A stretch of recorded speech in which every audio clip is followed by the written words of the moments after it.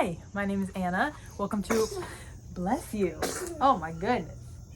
This is Renewed Life Acres, and in this video, we're going to be doing a what happened this past week on the homestead.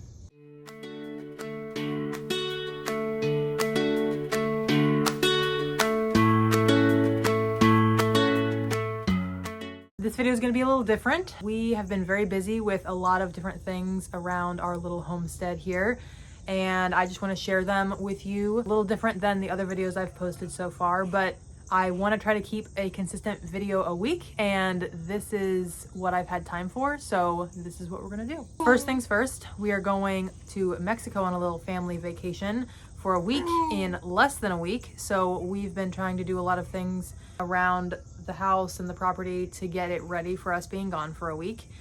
One of the things that we did was bought 2 more sets of Premier 100-foot electric netting so that we can more easily move our sheep around. Also, in regards to the sheep, we have decided to try to decide and pick one of the rams to keep as a breeding ram for us in the spring. Now, we're not set up for sheep over winter just yet, since this is, we just moved here a few months ago, and that was the advice given to us, was to maybe take a break from them and kind of reevaluate and then get more in the spring.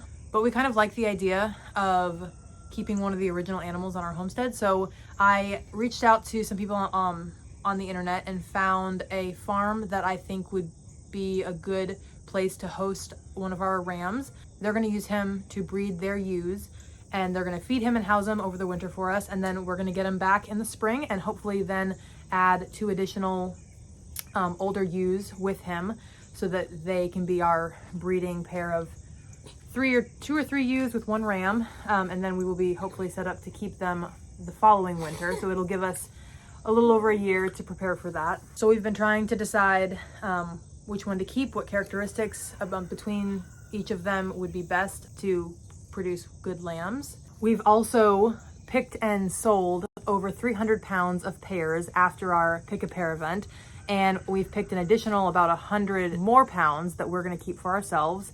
I'm going to try to do some canning with them. I think I'm going to try to do pear butter and maybe sliced pears and pear preserves. I want to try a lot of different things all together. And speaking of canning, I also did my first canning ever. A neighbor brought over about 4 pounds of fresh pears from the store that they were gifted, and I thought, why not use these to try canning for the first time.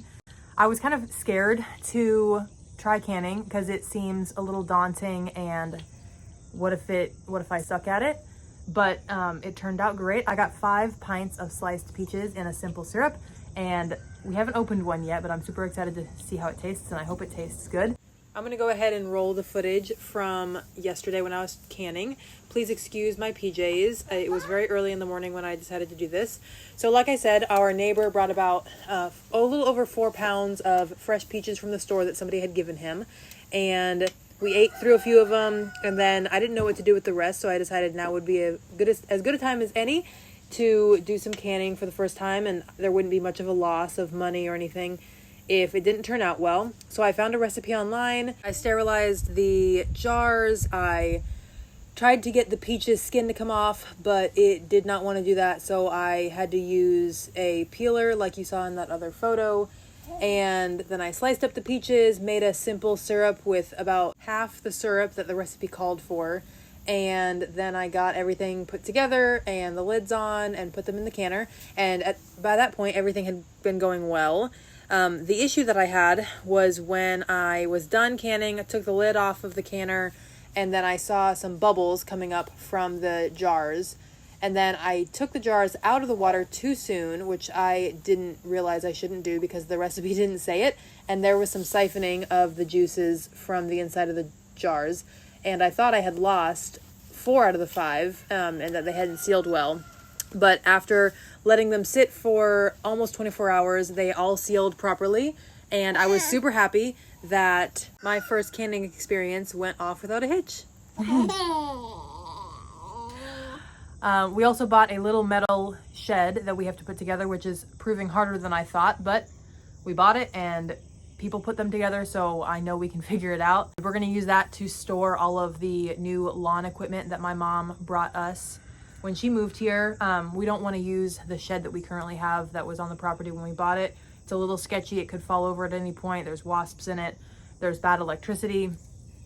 There's no current electricity, but it was put together badly, so we don't know what kind of dangers there could be in there. We're going to try to get that done before we leave for Mexico. I don't know if that's going to happen. And this little guy right here is fighting a cold that we hope will go away before we travel, or else we might have to postpone our trip, which I hope we won't have to do because we're visiting their great grandma in the countryside of Mexico. I'm also in the process today of rendering some more tallow. This is my second time doing that. It's definitely easier this time around, so I'm glad that we have some more beef fat from the quarter cow that we bought recently. One other thing I wanted to say about us lending our ram to another farm. I've gotten a lot of different feedback online when I asked if there were any farms available that would be interested. There actually were a lot of farms interested, but then the other half of the comments were people saying that it wasn't a good idea because they could get a disease, you don't know how they're going to be treated. I've been speaking with the farm that's about an hour plus away from us that is interested in doing this. They seem to have the same practices as us as far as how they treat their sheep and everything like that, and I trust that she's going to take good care of him, and if something happens to him, it would be very unfortunate. We would lose a bunch of meat that we would have had butchered, but I trust them enough to have him over there for a few months and then be able to get him back in the spring.